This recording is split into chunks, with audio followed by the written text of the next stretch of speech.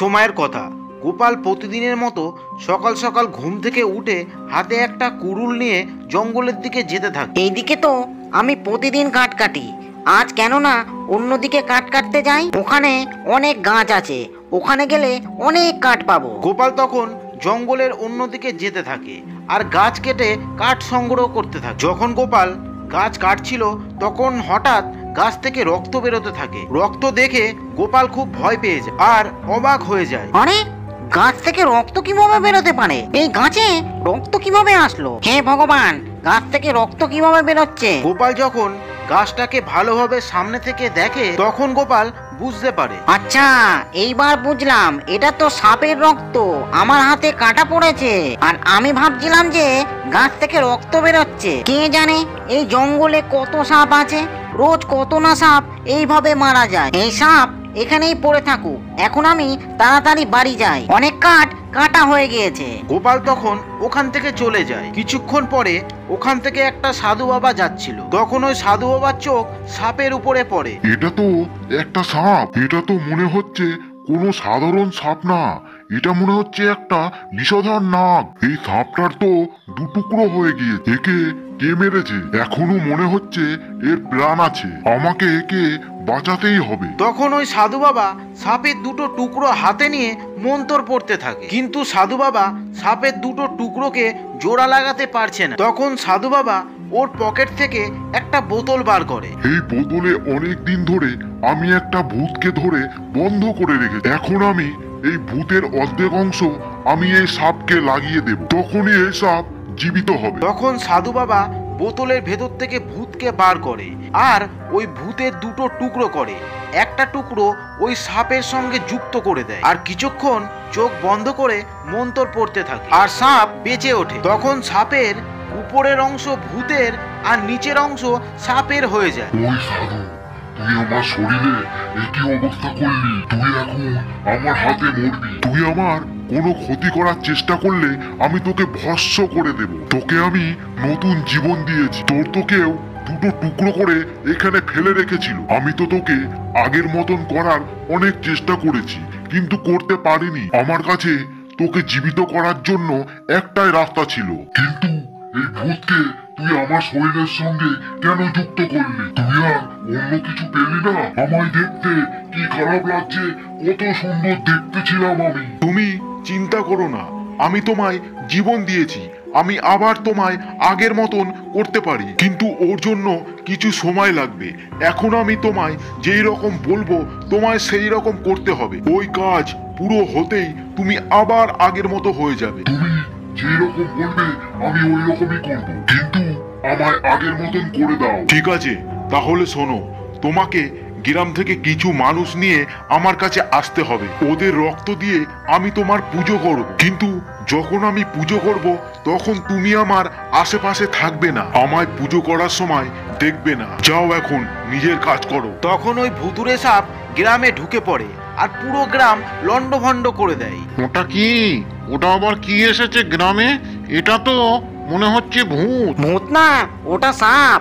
এটা তো ভূত আবার সাপ, এটা ভুতুরে সাপ, চলো তাড়াতাড়ি পালাই। তখনই ওই ভুতুরে সাপ গ্রামের একটা লোককে হাতে করে নিয়ে যেতে থাকে। বাঁচাও, এই ভূতের থেকে আমায় বাঁচাও, আমায় যেতে দাও, ছাড়ো আমায়, আমি কি করেছি, তোমার কি ক্ষতি করেছি যে তুমি আমায় ধরে নিয়ে যাচ্ছ?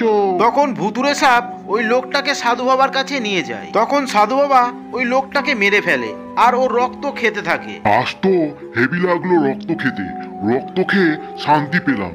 এইরকম ভাবে আমি যেন রোজ রক্ত খেতে পারি। সকাল হতেই ভুতুরে সাপ সাধু বাবার কাছে আসে। তুমি যেই রকম বলছো আমি সেই রকম করছি, এখন তো আমায় আগের মতো করে দাও। এই কাজ এত তাড়াতাড়ি হবে না, আমার আরো মানুষ লাগবে, আমায় আরো পুজো করতে হবে। তাড়াতাড়ি যাও আর ধরে নিয়ে আসো ওই গ্রামের লোকেদেরকে। তখন ভুতুরে সাপ আগের মতো হওয়ার জন্য পাগল হয়ে গিয়েছিল আর গ্রামের লোকেদেরকে ধরে ধরে সাধু বাবার কাছে নিয়ে আসে আর ওই সাধু বাবা ওদের সবাইকে মেরে ওদের রক্ত খেতে থাকে। গ্রামের লোকেদের ভুতুরে সাপের ভয় সবসময় লেগেই থাকতো। ওই ভুতুরে সাপ আমার ছেলেকে ধরে নিয়ে গিয়েছে, আমি ওকে বাঁচাতেই পারলাম না। কোথা থেকে এসেছে ওই ভুতুরে সাপ এই গ্রামে কে জানে? কেন যে গ্রামের সবাইকে ধরে ধরে নিয়ে যাচ্ছে? একবার ওই সাপ এই গ্রামে আসলে আমি কুড়ুল দিয়ে ওই সাপের দু টুকরো করে দেব। আমার তো মনে হচ্ছে তোমরা সবাই আমার কথাই বলছো। কি ঠিক বললাম তো? গোপাল, তুমি তো বলছিলে ওই ভুতুরে সাপ আসলে তুমি ওই সাপের দুটুকরো করে দেবে। এখন করো দেখি। কি? আমায় দুটুকরো করবে? আমায় দুটুকরো করার আগে তোমরা নিজেকে তো বাঁচাও। তখন ওই ভুতুরে সাপ গ্রামের একজনকে ধরে নিয়ে চলে যায় আর সাধুর কাছে পৌঁছে দেয়। এইরকম করে অনেক দিন হয়ে যায়। ভুতুরে সাপ গ্রামের অর্ধেক লোককে ধরে ধরে নিয়ে এসে সাধুকে দিয়ে দেয়। ওই সাধু যেরকম বলেছে আমি ওই রকম করেছি, এখনো আমার শরীর আগের মতো হলো না। ভুতুরে সাপ অনেক চিন্তায় ছিল। ও রাতের বেলায় সাধুর কাছে যায়, কিন্তু সাধুকে দেখে ও অবাক হয়ে যায়। কেননা সাধু জঙ্গলে কোনো পুজো করছিল না, ও তো একটা মানুষকে মেরে ও রক্ত খাচ্ছিল। আর কটা দিন তাহলে আমি অমর হয়ে যাব।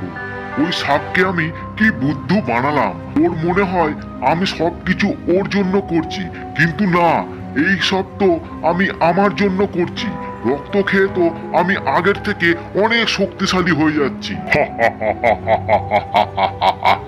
এই সাধু আমায় কতদিন ধরে বুদ্ধ বানাচ্ছিল, আর আমি এর চালাকি ধরতে পারলাম না। এখন আমি সব জেনে গিয়েছি, আমি এই সাধুকে ছাড়বো না। তখন ভুতুরে সাপ সাধুর সামনে এসে দাঁড়ায়। সাধু, তুই এখনই যা বলেছিস আমি সব শুনেছি, আর আমি এই সব শুনে তোকে আর অমর হতে দেব না।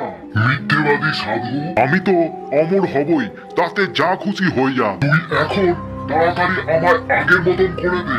ওটা তো আমি করতে পারবো না, কেননা যতক্ষণ আমার কাছে তোর অর্ধেক শরীর আছে ততক্ষণ তুই আমার কাজ করতে থাকবি। তখন ভুতুরে সাপ খুব রেগে যায় আর সাধুকে চেপে ধরে কামড়াতে থাকে, কিন্তু সাধুর ওর বিষে কোনো ক্ষতি করতে পারে না। দুজন আর মারামারি করতে করতে সকাল হয়ে যায় আর গ্রামে চলে আসে। সাধু আর ভুতুরে সাপ মারামারি করছে দেখে পুরো গ্রাম ওখানে এসে পৌঁছায়। তুই আমার হাতে অনেক পাপ করিয়েছিস, গ্রামের ভালো মানুষগুলোকে মেরেছিস, ওদের মেরে ওদের রক্ত খেয়েছিস।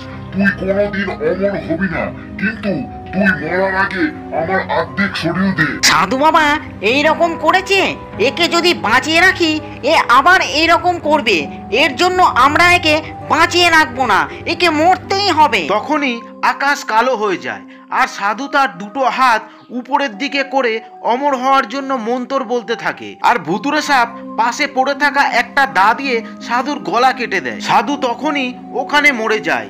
সাধু মরতেই ওই ভুতুরে সাপ নিজে নিজেই আগের মতন হয়ে যায়। তখন ওর পুরো শরীর সাপের ছিল আর ও ওখান থেকে আনন্দ করতে করতে চলে যায়।